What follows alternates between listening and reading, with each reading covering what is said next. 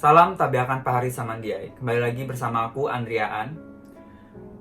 Berdasarkan chat yang masuk ke Instagram aku, banyak sekali yang cerita pengalamannya ditipu oleh dukun abal-abal.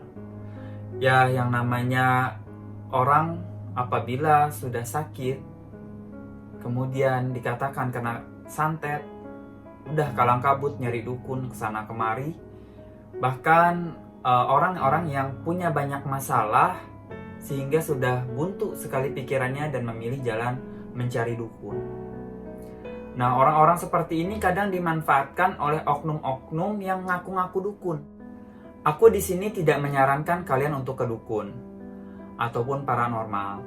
Tapi apabila memang kalian mau memilih jalan itu, ada beberapa hal yang harus kalian perhatikan. Cara mencari dukun atau paranormal yang tepat adalah yang pertama, berdasarkan referensi orang terdekat atau orang yang kalian kenal. Jadi misalnya ada orang yang tetangga kalian atau keluarga kalian sendiri yang bercerita, aku pernah nih ke dukun ini, begini, dan hasilnya begini. Apabila orang itu memang bisa kamu percayai, silahkan. Jangan mencari dengan diri sendiri langsung berangkat tanpa ada referensi apa-apa.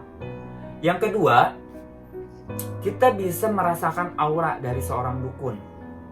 Dukun atau paranormal itu kan dia bisa membuka aura, bisa masang susuk.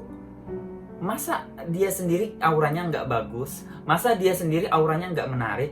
Memang ada dukun atau paranormal yang tidak berparas cantik, tidak berparas cakep, ganteng, tapi dia pasti ada aura khusus, seperti aura yang membuat kita segan, atau aura yang membuat kita merasa nyaman melihatnya, teduh, atau ada daya tarik tersendiri lah. Itu pasti kerasa.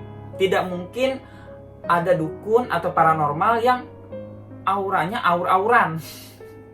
Kalau kalian ada ketemu ngaku-ngaku dukun, tapi kalian sendiri ngelihatnya, ini dukun apa gitu. Kerasa, beda. Dukun yang benar-benar asli, yang benar-benar punya kemampuan itu auranya bisa kita rasakan sendiri. Nggak perlu lah dia pakai filter apa segala macam, apalagi filter yang pakai soplen segala. Nggak akan.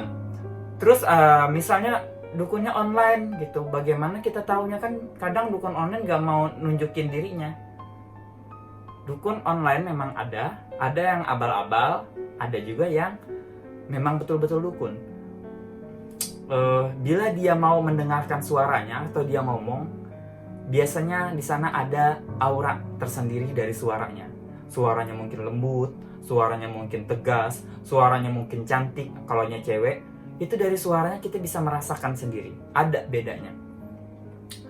Kalau misalnya dia tidak pernah menampakkan wajah, tidak pernah menampakkan sosok dirinya, tidak pernah juga bersuara. Lihat cara dia berkomunikasi dengan kamu. Cara dia menyelesaikan masalah dalam chatnya kamu. Atau bisa dengan mengetesnya gini.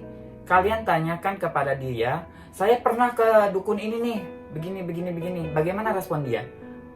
Apakah dia merespon untuk menjatuhkan dukun sebelumnya? Atau dia malah, silahkan kamu ke dukun sana saja. Hati-hati kamu sama orang yang bilang, silahkan kamu ke dukun sana saja, saya tidak mencampuri urusan beliau. Orang yang seperti itu justru orang yang ilmunya berat, karena dia tidak menyombongkan diri. Kalau ada orang yang malah menyombongkan diri, oh ini punya dukun sebelumnya ini nggak bagus, ini begini, punya saya lebih oke, punya saya ini begini, dia malah menyombongkan diri. Itu berarti ilmunya masih belum berat, gitu ya. Kalau untuk online memang agak susah. Untuk dukun online agak susah memang kita mencari tahunya. Yang pasti lihat testimoninya, yang pasti lihat cara dia berkomunikasi dengan kita. Ya memang sih kita harus memang, kalau untuk online memang ada susah, harus pintar-pintar kitanya, harus bijak kitanya ya. Oke, itu udah berapa tadi ya? Satu tadi referensi dari orang, yang kedua itu dari aura ya. Udah. Yang ketiga, dukun itu hampir tidak ada yang miskin. Sejauh pengalamanku, yang kenal beberapa dukun, beberapa paranormal, nggak ada yang miskin gitu ya, yang ibaratnya hidupnya kekurangan. Mereka berkecukupan. Mereka tergolong orang yang menengah ke atas malahan ya. Kenapa? Karena dia kan bisa mengasih penglaris untuk membantu kerejekian. Masa iya dia miskin? Kemudian, itu berapa ya tadi? Sudah. Berapa tadi? Udah 3 ya. Yang keempat, apabila ada dukun atau paranormal yang minta foto bugil, minta 5 nenen gitu. 599. Minta pap, misalnya untuk minta payudara ataupun bugil, udah tinggalkan.